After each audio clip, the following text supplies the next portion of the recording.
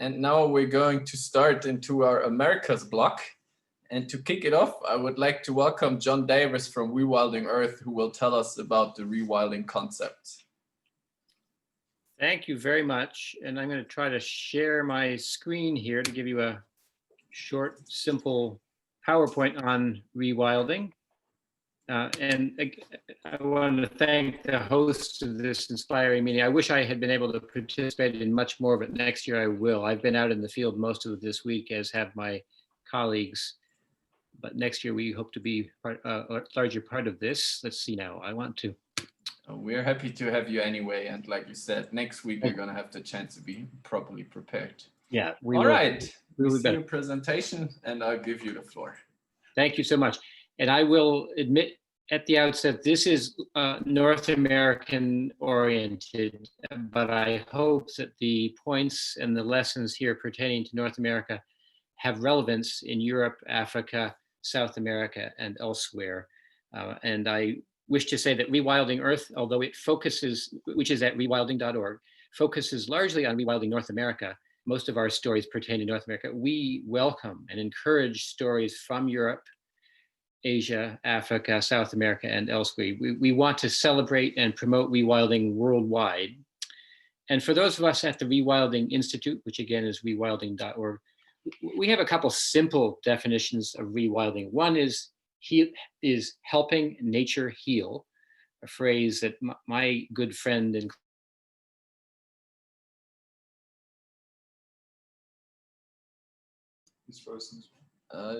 okay, it seems like John's connection has been disrupted. I think all we can do for now is wait a few seconds and hope that his connection is going to be stable again in a few moments. John is back. Perfect.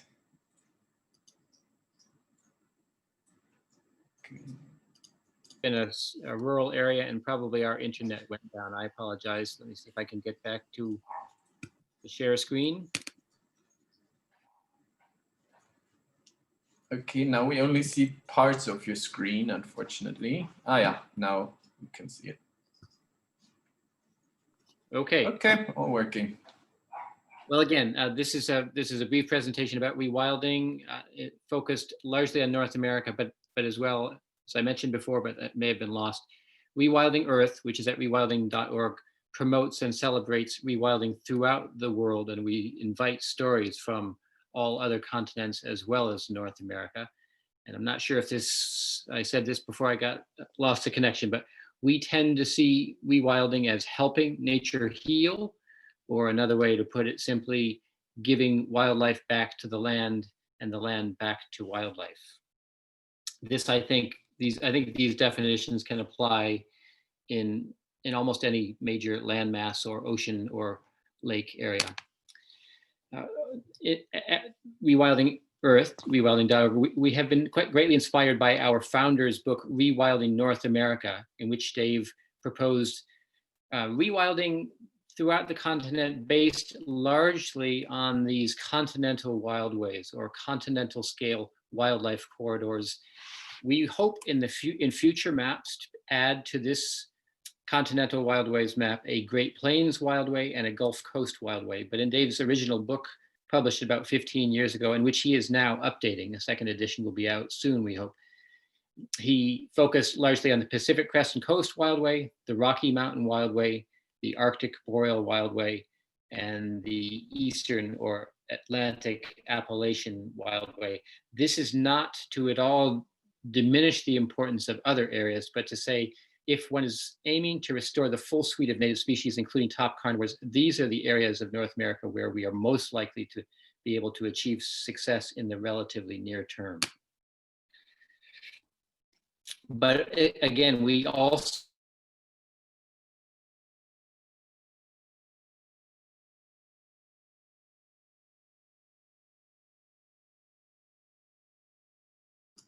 Okay, it seems like John's connection is gone again. Well, hopefully he's going to be back just as quick as last time. Am I audible again? Yes, we can hear you again, John.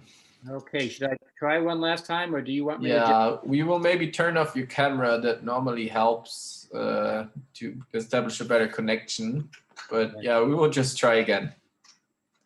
Okay, I'm very sorry about this. I don't know what the issue is. Okay, anyway, we, as well as promoting continental wildways, we promote local and regional wildways. This is our carnivore conservation biologist, Dave Parsons, who, standing in Mogollon Wildway, southwest New Mexico to north central Arizona, where he helped reintroduce Mexican wolves many years ago. The first step in rewilding, of course, is to ask who is missing, what species or what processes have been lost from an area. In the United States and in much of Europe, we've lost many species, and often we have lost, of particular importance, the large carnivores, the top carnivores in the eastern United States. For most of the eastern United States, we have lost wolves and pumas or cougars or mountain lions, all the same great cat. Many of us consider a top priority for rewilding the eastern United States and southeastern Canada to be restoring the puma or the cougar. Equally important is mitigating barriers to wildlife movement. That's a crucial part of rewilding. In North America, one of the most important barriers to remove is the US-Mexico border wall, which does not block people, but it does block wildlife. In my opinion, it's an ecological travesty, as well as a waste of taxpayer money. On major roads, it is very important to install safe wildlife crossings, overpasses or underpasses, to allow animals to cross safely.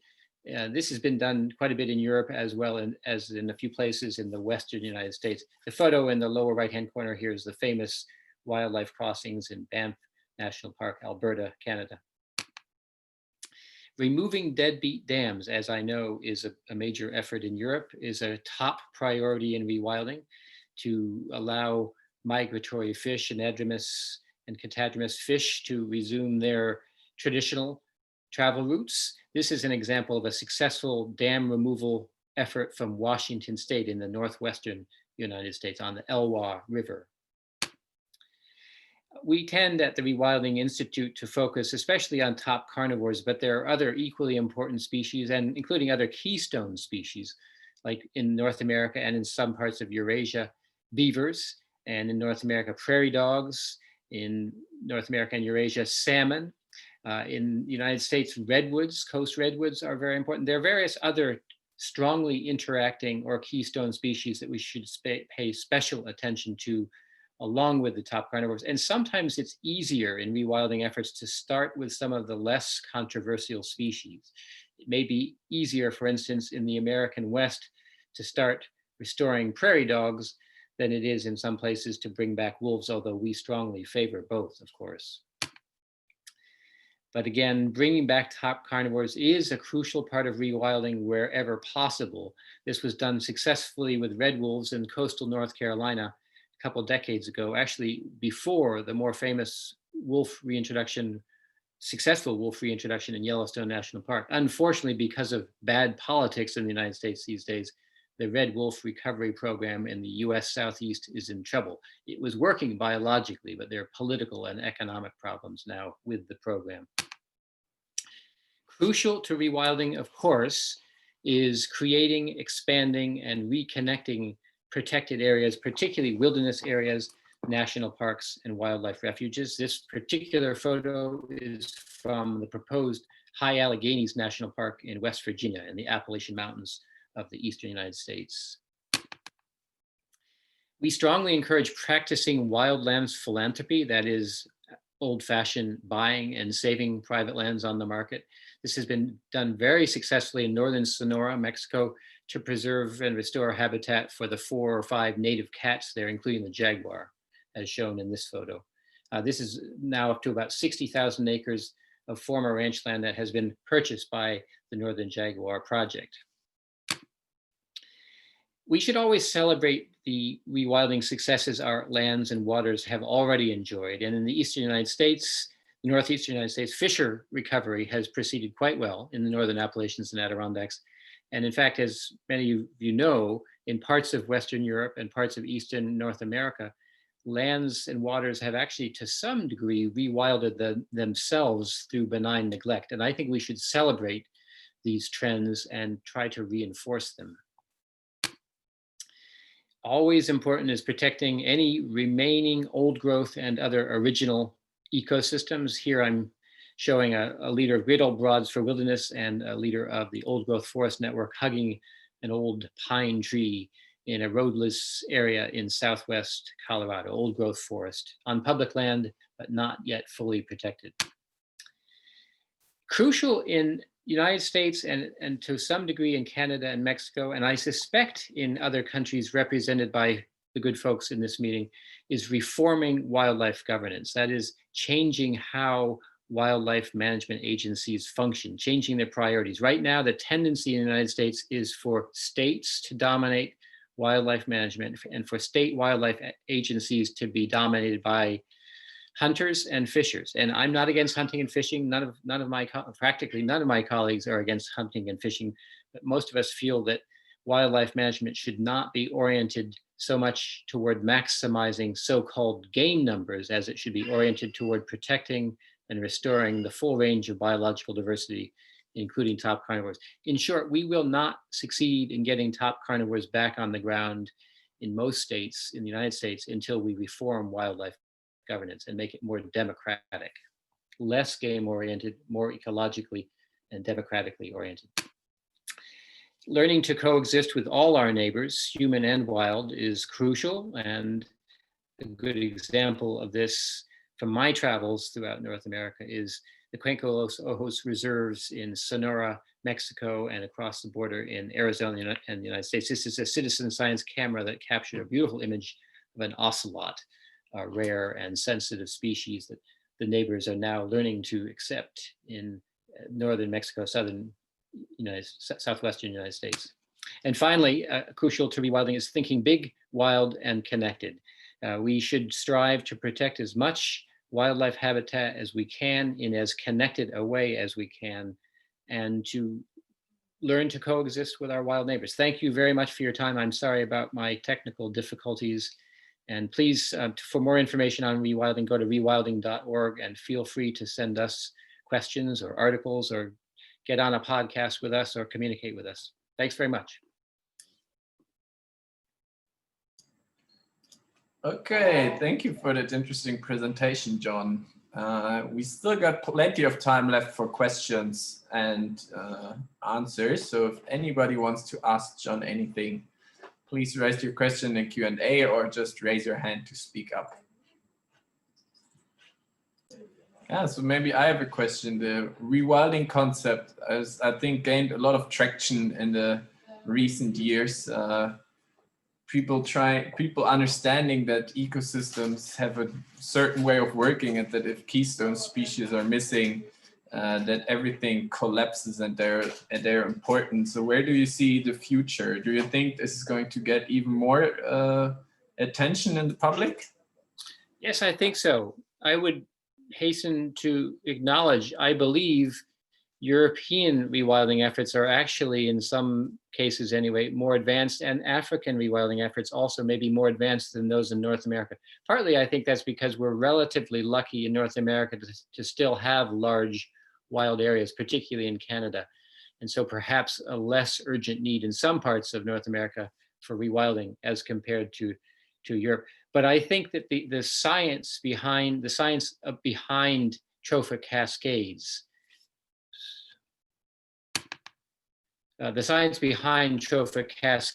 the understanding that top carnivores are not just pretty animals, they're vital to healthy ecosystems, that science has advanced a great deal in recent decades. And I think a growing proportion of conservation groups, at least, and if not the broader public, accept that we will have healthier ecosystems if we allow the return of top carnivores, and in some cases actually actively reintroduce them. There's also growing evidence that top carnivores help increase public health rather than decrease. One simple way that puma recovery in the eastern United States would help it would probably reduce the number of fatal car-deer collisions. Scores of people a year in the eastern United States are killed when they hit deer with their cars or try to dodge the deer and then are hit. In contrast, pumas, which, it gets a lot of attention when a puma attacks a person, that is actually extremely rare. One is much more likely to die in a car accident hitting a deer or get very, very ill from Lyme disease. And so Lyme disease and some of these other zoonotic diseases is probably more likely in an ecosystem that has lost some of its native predators. Yeah, thank you. Yeah, indeed, in Europe, there's also been a lot of research on this topic in recent years, which is clearly showing that reintroducing apex predators and other large species is not only helping ecosystem health, but also public health. That's right. Yeah, so we have a question from Camila. She asks if regular people can learn to coexist with wildlife around them, or how they can learn to coexist with wildlife around them. It's partly a matter of education, I believe. I think there was a time when we humans probably genuinely had reason to fear large predators. There was a time when we would be eaten by them, and there are still a few parts of the world where that occasionally happens. In North America and Europe, those instances of big toothy animals attacking and killing people are so rare that they just pale in comparison to the dangers that we get from living in fragmented ecosystems. So part of the challenge, I think, is education, starting with kids. Kids have a natural affinity for nature. I think keeping that affinity alive and helping children know all their neighbors, not just the birds and the frogs and the small creatures, but the big creatures as well, whether they are still present or absent. So certainly education is a big part of the challenge. I think outdoor experiences help a great deal. And I think though science, I don't believe usually moves people in a passionate way.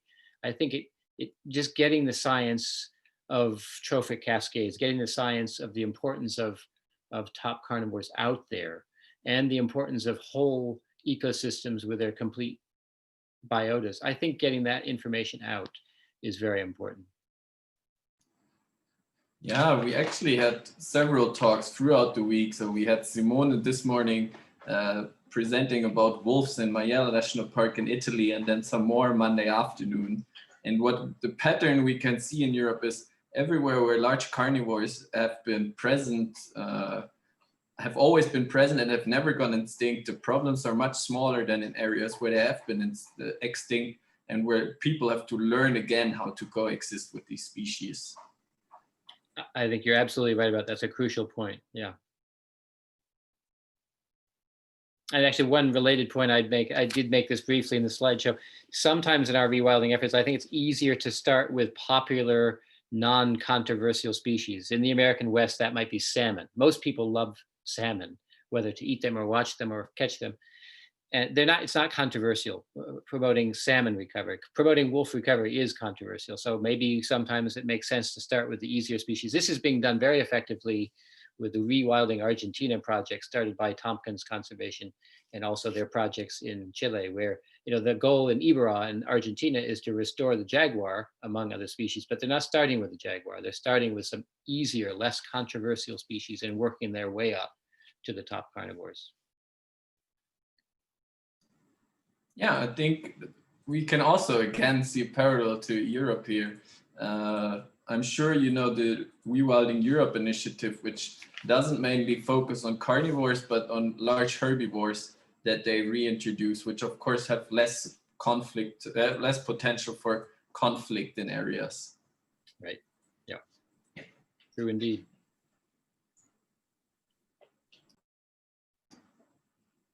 Okay, it seems like we have answered all the questions. Then I would like to thank you again for this very interesting presentation. I'm happy that we could last minute still fit you in this break. Thank you very much for doing so.